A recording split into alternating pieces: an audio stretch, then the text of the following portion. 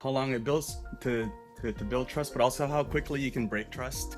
It like takes one move. You are one of the most non-judgmental people I've ever met in my life. You'll respond like they're the most important person in the comments. In the beginning, and I just kind of leverage other people's trust. And there's so many shiny objects that will can detract you. You just gotta keep serving the community. And this conversation won't be about tactics, it's about trust and why the best creators are connectors first.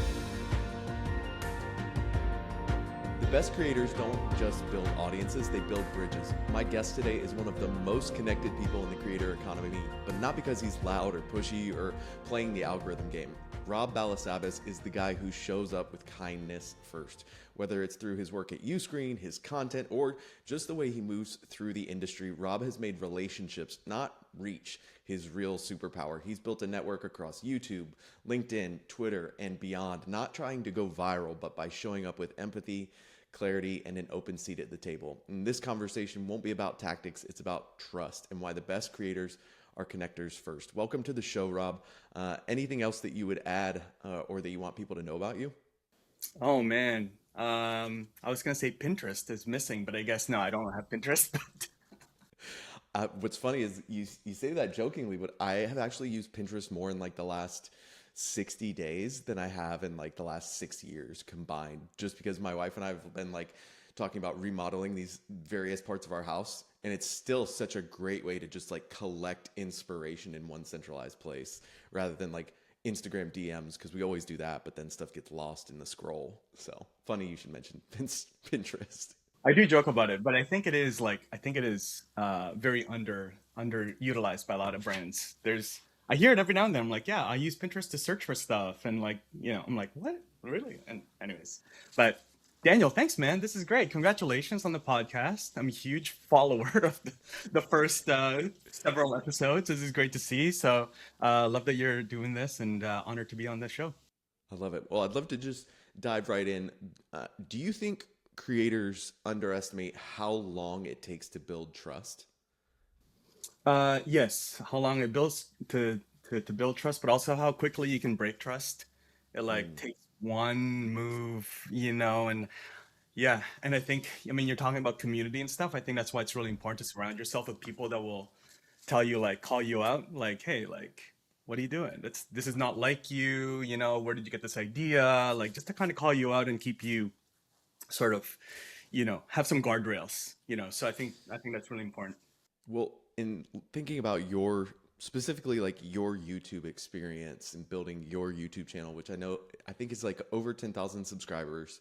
Um, but how long do you feel like it felt you to gain a sense of trust from that audience and the people who were showing up, regardless of the content you're creating? Because there have been like vlogs, there's been podcasts. You've kind of dabbled in a bunch of different areas in uh, your style. And so I'm curious, like, how long did it take you to feel like you had reached a level where you had a good amount of trust from your audience?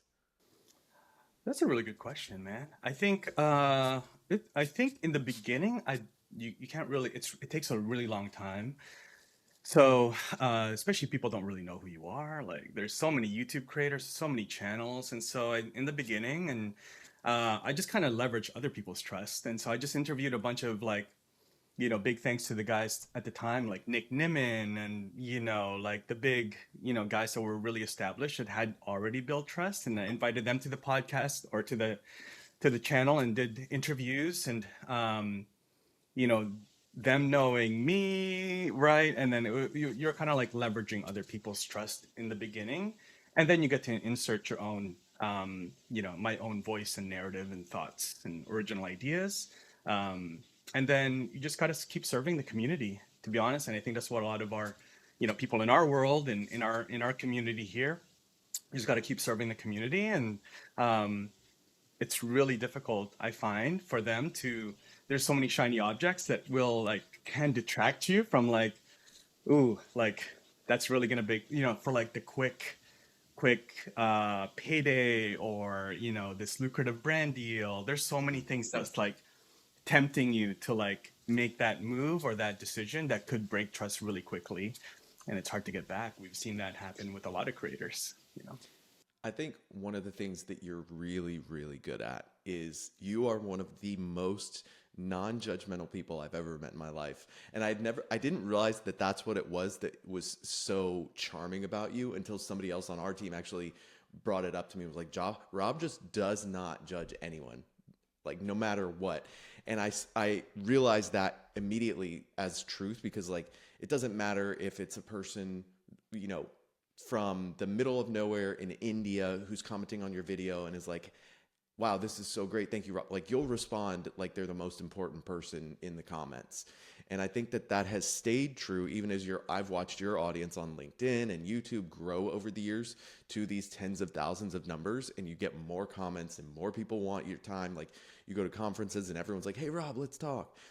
But I'm curious from your perspective, I'd imagine you don't think of it that way. So how do you approach especially as you're scaling and the audience is getting larger, how do you approach giving people a piece of your time without losing all of your time, if that makes sense? I think that's, I mean, that's a great question. Thanks for that. For good and bad, I think there's sometimes where, I mean, I think there's a bit of me that needs to like kind of discern of like, okay, this prioritizing. But I think when it comes to people, yeah, I guess so. That I think that's pretty correct. I always kind of like there's these, I think there's like a story of all of these like big CEOs and stuff that I read where they treated the janitor the same as like, the VP of Mm, marketing or whoever it is. And, I think I try to take that into life, not just work, but like everything else. Um, but yeah, as you grow, I think you got to scale. You got to like, I think it's like Lego pieces. Some people have like the Legos with like the four, the four circle things. Some people have the long ones that are like 2 by 16. I like to think I probably have like one of the bigger Lego pieces. I can kind of manage multiple, relationships ongoing. But some people can only handle like the 1 by 1 or the 1 by 4, and that's all you can. And so you got to figure out who you allocate your time to. mm. Um, yeah, I'm being a little, as I get older, I'm being a little bit more, you know, intentional and selective about that. But um, yeah, I'll take that. I like to take the time to like talk to the people that are. When I was growing up, Daniel, I like to looking back at high school and stuff like that. It was like talking to the underdogs. It was like that was my thing. I was like, oh, like this guy over here is by himself. Let me see what he's doing. But yeah, so I think that's. But with work, you have to be a little bit more as I get older, like, all right, we got to pick the spots. We can't. There's only so many hours in a day. So, Yeah. how And about you, man? How do you do it? Because you're constantly on the calls, and people are like buying, like literally signing up for your time. yeah, it's a hard one because I think I posted a clip about this recently and how much I love the idea of like doing things that don't scale and doing something for one person that I can't do for everyone because I know it's going to make such a meaningful impact in their day or their life or whatever it is. So it's hard. I do think it comes from kind of a I've always been a gut decision person. I make a lot of decisions based on what my gut is telling me and my intuition. I've never been great at listening to what my head is telling me. I've always very much been a heart and a gut person. And to my credit, if I had to like put a number on my gut, I think it is accurate greater than 75% of the time. So I give my intuition some credit there, but I just kind of lean on that. I think you can get a pretty good vibe from people's language, their body language, the content that they're producing, where they are in the journey, and whether I am actually the right person to help them at that point in their journey. I think that's the biggest thing is I have come to realize over the last year, 2 years, who I am best suited to serve and how to best identify those people. And when I do not fit within those parameters, it's a little bit easier for me, kind of like mentally and emotionally, to say, hey, I think that you like, I'm not the right person to help you. I could give you some general guidelines or some insights or whatever that might move you in the right direction, but ultimately I'm not the right person for where you are in your journey. However, I know this, and this person or these resources that will help for that, or you're 10 steps beyond where I can help you with. So you need to go do this, and this. So I think it's about knowing the lane that you should be in, and when it's not your lane, knowing who you can refer people to that maybe excel in a different lane, or resources that fit that. So I think that's kind of how I approach it. Yeah, no, that's really good. That's really good. Yeah, I think one of the like we go to a lot of different events and conferences and stuff like that, and you meet a lot of different people. And I think one of the things is like that it's like so cliche, but like don't judge a book by its cover is so Mm. cliche. I hate to even say it on your podcast, but um, sometimes like I think one of the things that I really try to do really well is listen. And I think sometimes it'll look like I almost look back at conversations. I'm like, was that the best use of my like 20 minutes or 15 minutes to like talk to this person that I just met? But within that conversation, usually I'll pick something up like, okay, like that's the one thing that they can do, or like that's the thing that they do, or like it's not for like it's not transactional. I think that's the main thing for being out here. There's a lot of people that are very transactional. They'll talk to you like, what's your pitch? What do you do? And then within that like 30 seconds, they'll figure out they want to talk to you more or whatever it is. But I think a lot of the times we discount. We want to like get that, like, what is it that you can do? Like, what do you do is really like, what can you do for me? And if they don't get that, like, okay, cool, there's something there that I can like, leverage. They move on, and which is Mm. fine. Which I get. You gotta meet like so many different people all the time. But uh, a lot of the times, those conversations have come back, and hey Rob, like you might not remember me. We met at this thing like 3 years ago, but like I just met this guy. I think he's a fit for what you guys are doing, or he mentioned OTT, or you know. And so a lot of these things, like I don't initially look for, and maybe again for good or bad, I don't initially look for like that instant. How do I leverage this moment or this person, or Mm. um, they're a they're a potential lead for me or whatever it may be. um, but eventually it kind of comes back eventually in some Yeah. other way, and not expecting it is like is uh is liberating in a way, right? You're not like not you don't walk through life looking for like who like, okay, I'm going to talk to this person and this person. If I talk to five people, I'm going to get one potential Mm. business thing out of it.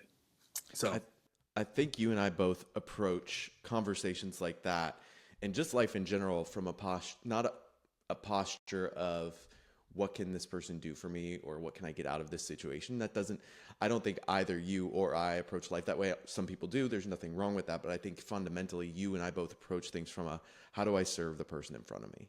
Like if even if I can't help them, who do I know that can help them? Maybe what do I have that could help them?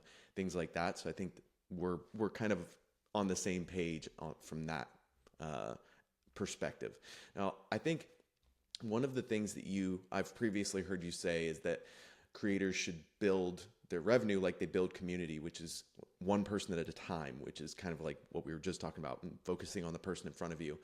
How do you think that that plays out in real business models, whether it's subscription, whether it's TVOD, merch, brand deals? How does that one person at a time thing play out in all these different models from your perspective? yeah, it's slow. I think membership, especially because you are ultimately looking to build one to many, and you're looking to leverage technology and maybe other people, your team, to serve many people. And so, I mean, I think you have to like get to know who you're serving, and then I think that helps, especially early days. You don't have a huge team if you're just starting out. You build this one person at a time.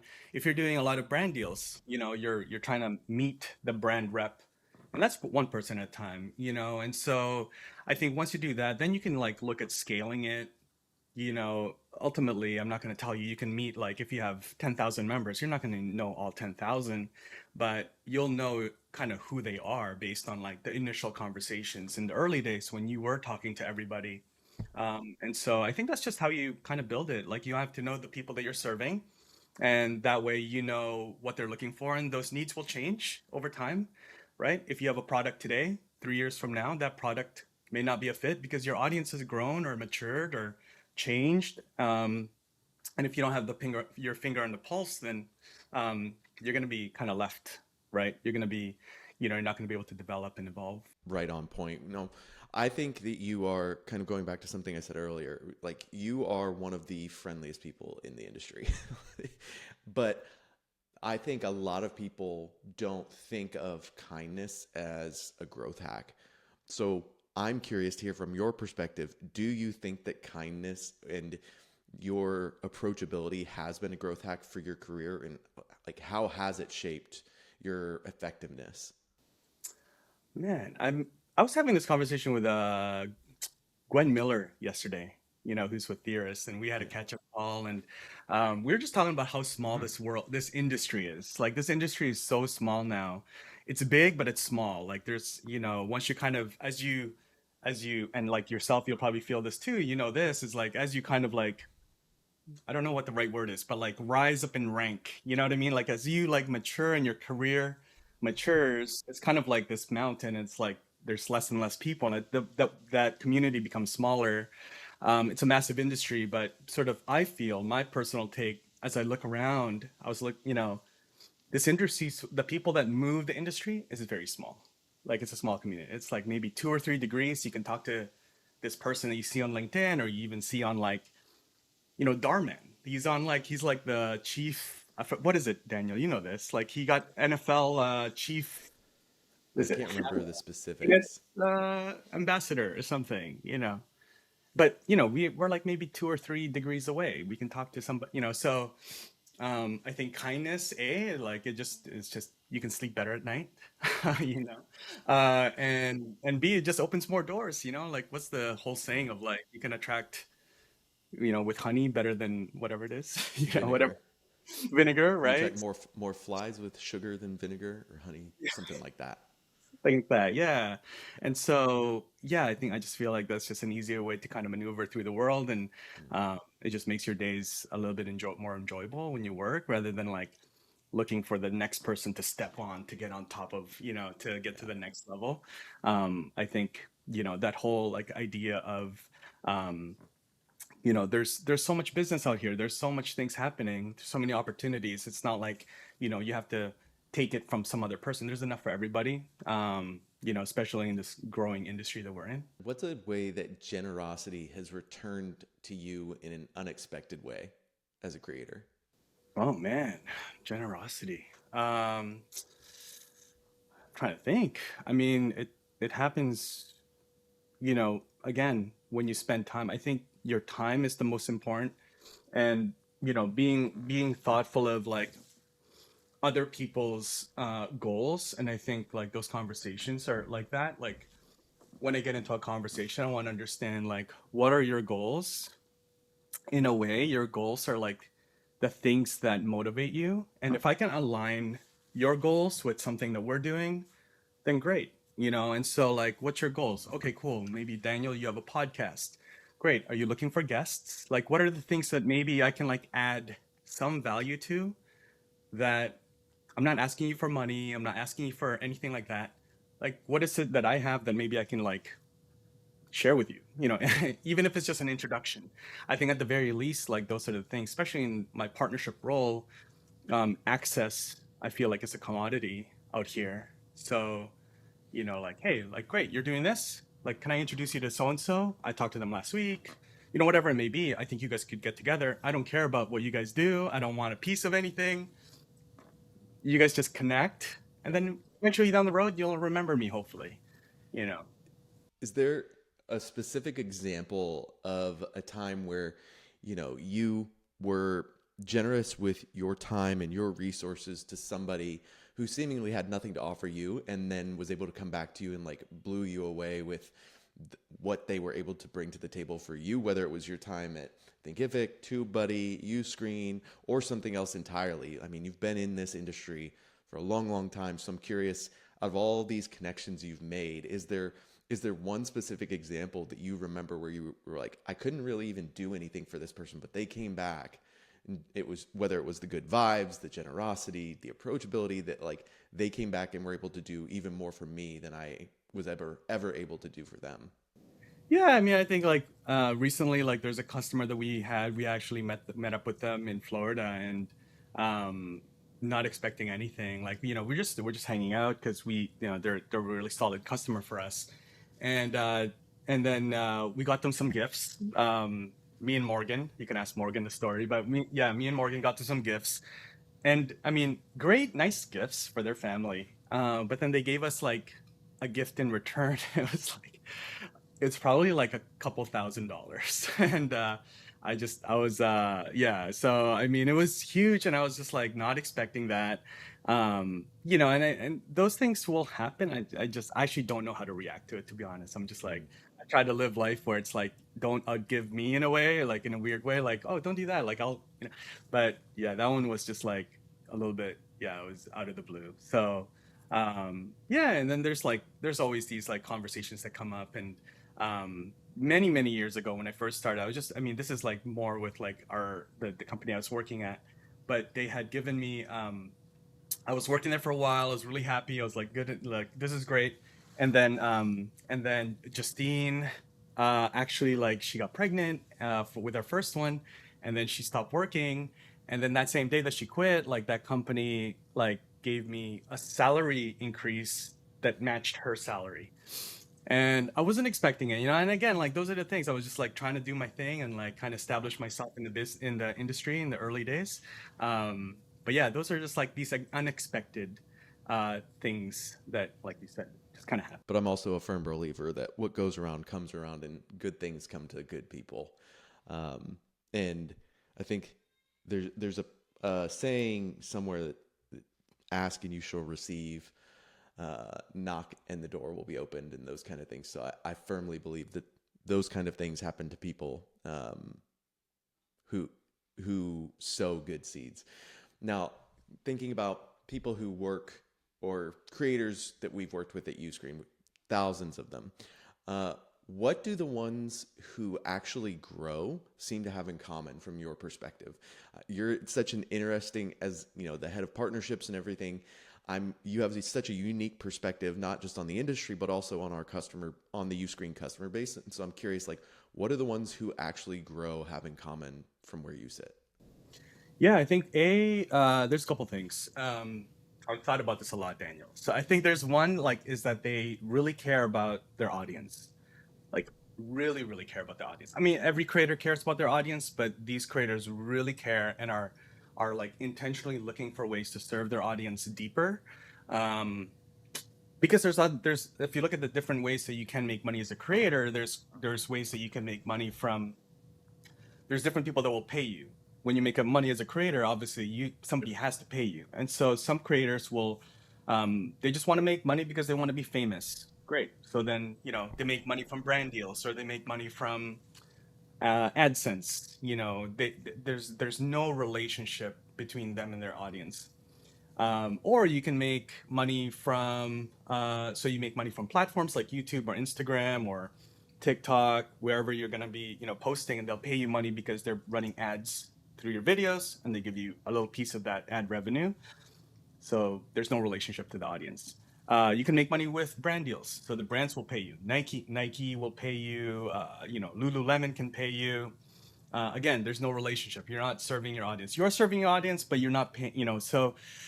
Or you can build something that serves your audience in a deeper way. And of course, you're entrepreneurs. These are business owners, so they have to be paid. And so there's an exchange financially with that audience. And that's where Uscreen comes in with the membership model. And so they really do care. Um, and then also they're just really intentional with how this is something they want to do. Like they want to build this recurring revenue of their own IP. And so I find that there's kind of a through line where they're building revenue outside, like that they own. So they're building revenue through their membership, right? That's direct revenue. Um, they're also typically selling some type of physical product in some way, right? They're thinking of like the way that they look at the sort of the ecosystem is that they use social media and YouTube to build their audience, but they're monetizing it outside of YouTube and social media. They're still getting some of that revenue, like platform revenue and brand deals and stuff, but really their end goal is like they're really true entrepreneurs where their end goal is to build a product and then down the road maybe have an investor, maybe have an exit plan where they sell the brand, including the membership, the recurring revenue, the products, um, and so they're a little bit more um, business savvy in that way, where they're building their own products. And so I think that's kind of the through line with our customers, at least here at Uscreen, is that their mind is that's where their mind is. They're not just like they're not happy, just getting ad revenue and brand deals. They really want to control their destiny and their business and have their own products. I don't know. What's I a don't know how you feel. What's your is that aligned, or yeah? is there something else maybe the way you look at it? Because we talk to a lot of Um, our creators.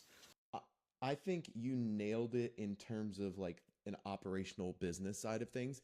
I because I'm more of a I don't know if creative is the right word or uh, emotionally driven person.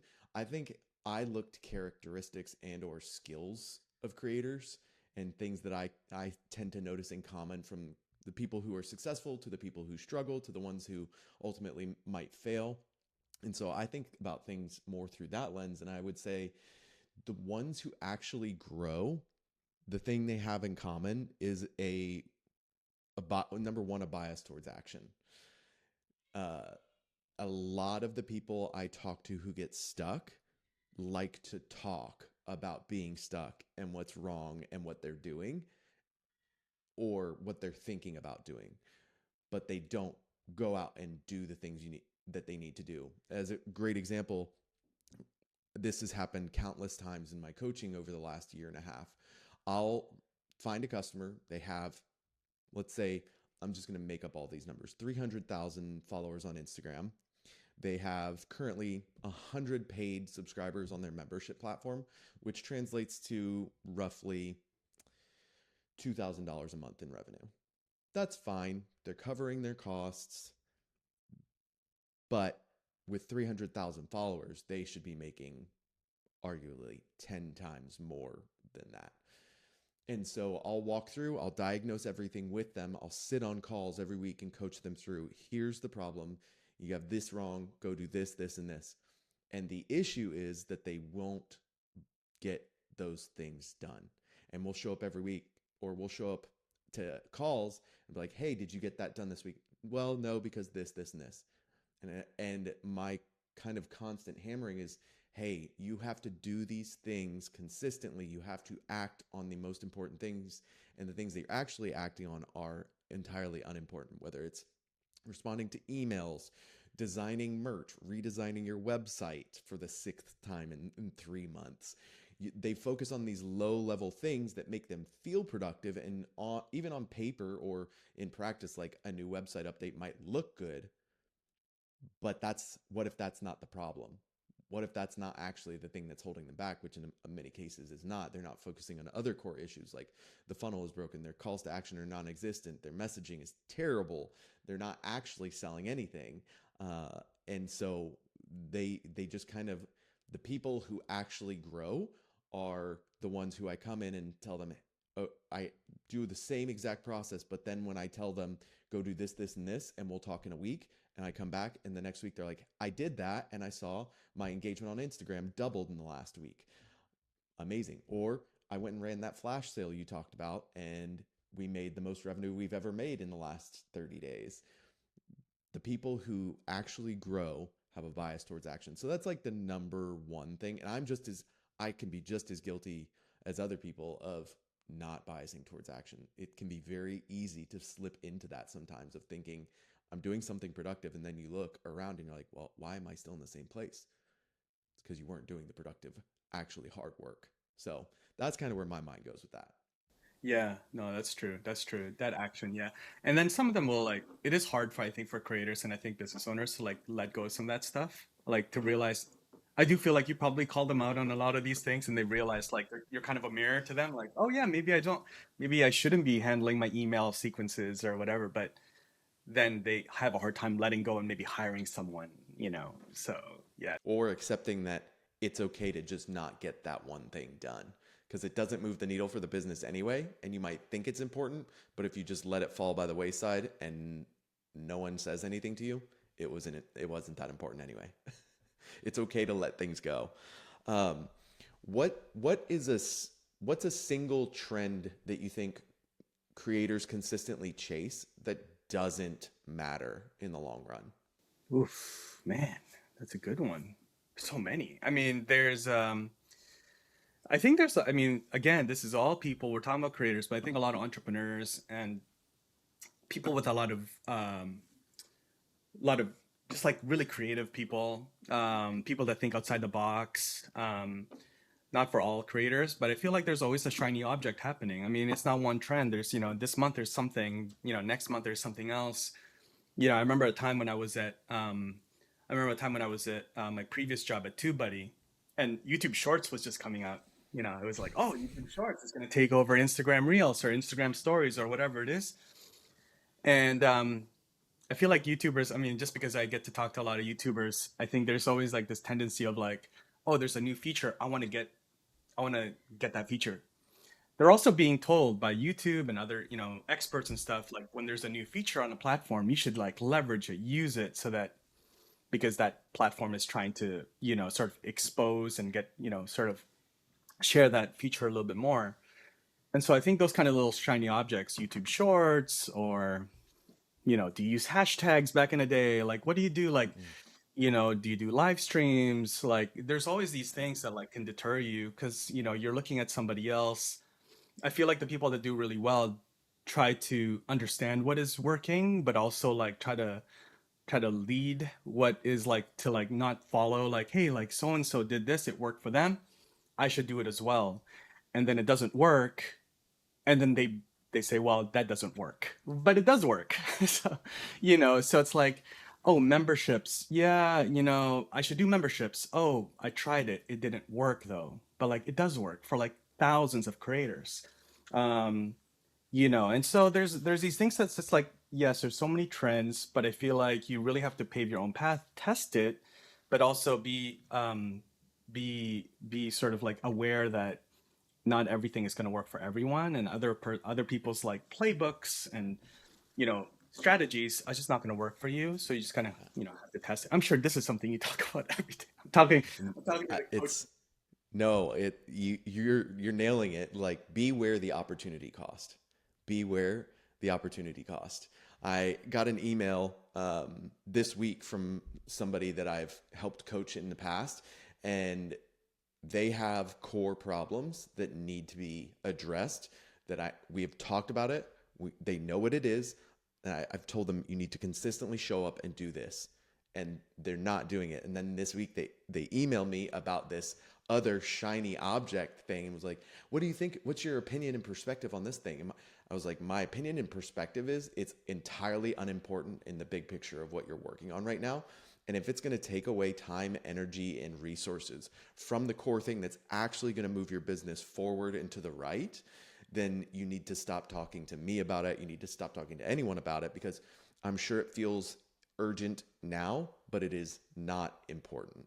So beware the opportunity cost is kind of my main thing there. Like, those resources that you're going to take and go spend on this shiny object have to come from somewhere. So what are you sacrificing in order to go play with this thing that may turn out to be nothing in another 5, 6, 7 days? Yeah, yeah, no, for sure. I remember old conversations where people that had stopped, I remember this one, I'm obviously not going to share names, but they had already been really successful. They're almost at like 100,000 subs, but they were like hung up on like their YouTube banner.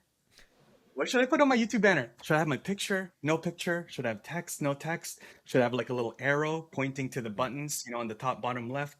Um, it's like, or you could spend figuring out what, like researching like keywords, or like or like talking to your audience. What's their pain points, And so again, and we were all guilty of this. I do this all the time too, like looking through. Of course. What I have found to do better and better is just, and again, I have to be, sometimes I go too far, is just like, let's just like send it. Let's just see what the market says. But sometimes, as we mature as a company, we have to, look a little bit more polished, and so I have to like kind of dial that back. But my gut has always been sort of like this startup-y kind of approach to things. Like, let's just send it to the market, see what they say, and then we can tweak it as we go. The whole like move fast and break things. But I gotta grow up a little bit from that. Kind of related to that, you're good at showing up on LinkedIn, podcasts, partnerships, events. Like how that kind of speaks a little bit to how you decide what to say yes to. But my further question is, how do you manage that visibility without burning yourself to the ground and burning out? Yeah, yeah. It's hard. I mean, it's some days are long, but more and more now, especially with like a growing family, like I'm starting to, as I get older, I'm like, oh man, like, do I really need to do that? No, that can wait till tomorrow. Do I really need to send that email or like this thing? No, it's like 5:30. I should probably hang out with my family, you know? And so you think that through. And then even as we think about events and conferences, there used to be, you know, in my early days, even before Uscreen, I would go to conferences and I would be like, oh, it's so cool. I'm going to go to San Diego. I should like go there a couple days early, come back a couple days later. And then now I'm finding myself looking for red eyes to like get back home as soon as it's done. And again, it's not because I don't enjoy them. I enjoy them. It's my favorite part of my job. But also at the same time, I do see like my window of like, family being like, oh, like a few years from now, they'll have their own lives. They'll be, starting to move out and, be more busy. And so yeah, so those are affecting a lot of my like decision making around that nowadays. Yeah. If a creator came to you today and they were feeling overwhelmed, underpaid, what's the first thing that you might ask them? Oh, overwhelmed, underpaid. I would probably ask them. That's probably like sometime in my mind. That's already probably like there's a misalignment with how they're spending their day. Is not aligned to actually what they want to do end goal. And so I would probably just say like, hey, what do you actually want to do for your business? How do you want to make money? Do you want to just do brand deals? Or do you want to, build a community and like serve a lot of people like really closely and then kind of work your way back to like, okay, then this is the type of content. Maybe you shouldn't be live streaming every day. Maybe you shouldn't, be doing, a bunch of things every day. You should probably like reassess how you're spending your day. That's usually sort of what that is. Yeah, Yeah. just how do you want to build and then kind of work backwards. What's um, is there a common mindset shift you see that helps stuck creators get unstuck? I saw somebody yesterday and she went to a creator friend of mine and she's on Instagram and she's like, yeah, I'm stuck creatively. And so she went to the beach or something. I think she with her husband. I was like, okay, so I think that's probably what I would do is just like change the scenery, like reassess, change the scenery. Daniel, if you see me like on a call and you see a different background, I probably just change things up in my office. Like I just need a change of like I need to move myself physically so like my brain can kind of follow of like, all right, let's look at things a little bit differently. Yeah, so different people do it different ways. I feel like people will just like I've seen some friends just like totally leave YouTube for a while. I'm like, hey man, I haven't seen you in a while, and then they'll just publish something out of like after like a year. So I think that's really that is kind of dangerous territory. Sometimes it's like yes, it's a creative wall or like but sometimes it's burnout, just kind of disguised as like creative wall. So yeah, I see that. But yeah, people, just kind of change things up, or they'll start a Substack, they'll start a newsletter or something. That does seem to be like um, a life crisis event for a lot of creators. Is like, I'll just start a Substack. I feel like I see that a lot these days. And it's like, no, no, no, no, no, no, no, no. You don't need to spread yourself even more thin than you already are. Um, what is what's something that you're really bullish on or excited about in 2026 for creators in the creator economy? Man, I would say I think there's just more and more creators taking over shelf space, physical shelf space, space on your shelf space on your phones, with their own apps. I came home the other day and one of my kids had brought home a Dude Perfect keychain. And I was like, where did you get that? He said, he was like somewhere at school or something. I was like, that's so crazy. Like I've been watching those guys for a decade plus, and now my son has one of their keychains. Wild. Yeah, yeah, that's crazy. Yeah, I think that's just a trend. I think we're just gonna, I think this is the year where I'm just seeing it more and more. Again, maybe it's my algorithm on LinkedIn or Instagram, but I'm just like, wow, like that's cool. That's cool. Like these like legacy brands, I think they've just kind of figured it out. Like just lean on creators. They already have the distribution and the audience and the trust, like you said.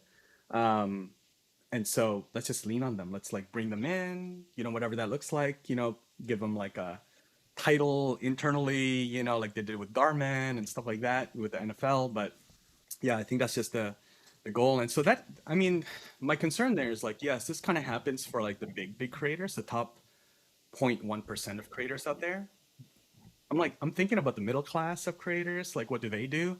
How do they react to this? I'm still like, obviously you still build your business and business as usual, but yeah, that's kind of where my head goes. Like, this is great for like the top 1% of creators, but how about the rest? Are they either continue to move up, all, rising tides kind of thing, or do they stop creating? So what's your thought? In terms of trends for or big things that I'm excited about for 2026, I think that's a hard, I haven't given it a ton of thought for myself. I think the thing that comes to mind really is I'm excited about the work that I'm doing in getting to serve more and more and more creators, and the fact that I've built out a team. And so what was just me coaching creators is now three coaches working with creators of all shapes and sizes across the board, and really helping them elevate and see new and improved results. But the reason I'm excited for that is because every time I have a conversation with a creator, it becomes more and more obvious that they're all so great at what they do. But when it comes to things outside of their area or zone of genius, they may be entirely clueless. And if my zone of genius or area of expertise is in one of those overlapping spots where their expertise ends and mine begins, and I can serve them with that and really begin pushing them forward. Like, I think that's the thing that I'm most excited about for 2026, because like you said, there's this like top echelon of creators who are taking up all the shelf space. So, like, there's the Danny Go, there's the which is a kids creator that I've been watching too much of because my kids are here and whatnot, and I'm on paternity. There's Danny Go, there's Dude Perfect, there's Mr. Beast and all of his various lines, like Beast Toys, Feastables, all these different things taking up more and more shelf space, which is great. But that is like the upper class of the creator economy. What I'm interested in is the middle class, and how we get more of the people who are just starting out or kind of at the bottom and shift them into the middle class through the work that I get to do at Uscreen with coaching creators, and through this podcast and through content creation that I'm doing, and getting to help those people go from I'm just an expert in knitting, I'm an expert in uh, cutting grass, I'm an expert in cutting hair, I'm an expert in cooking Indian food, and helping those people go from I just have 5,000 followers to, and taking them from I have 5,000 followers and I'm making a little bit of money to I have 15,000 followers and I'm making a full-time income from this, and I'm able to do this full-time and support my family. And your work helps me do that. That's what I'm most excited about in 2026. No, yeah, you're right. You're right. Yeah, I mean that's another thing too. I do feel like, and again, this is not a Uscreen commercial, but I think we help like kind of like bring those creators in the same level field of they can have their own apps now. They can have their own apps without dropping a ton of money, and they're in that same screen as some of these big brands, ESPN and like all of these other apps that exist out there. And it's also like it's every day, like every week. Somebody will be like, hey, do you know so and so? I'm like, no, like, but dude, they have like 10 million followers on YouTube. I'm like, or subscribers. I'm like, it's so big, it's so vast. I'm like, that's an algorithm that I'm just not like gone down on, but great, that's awesome for them. And so Right. I see that all the time. So yeah, I mean, it is exciting. The middle class too is not small. Like a million, a million subs can be like considered middle class nowadays, I feel like, so that's wild out there. It is. Well, Rob, thank you so much for the way that you lead, the way that you connect, and the way you encourage people in this space. Where can people follow along with you or reach out?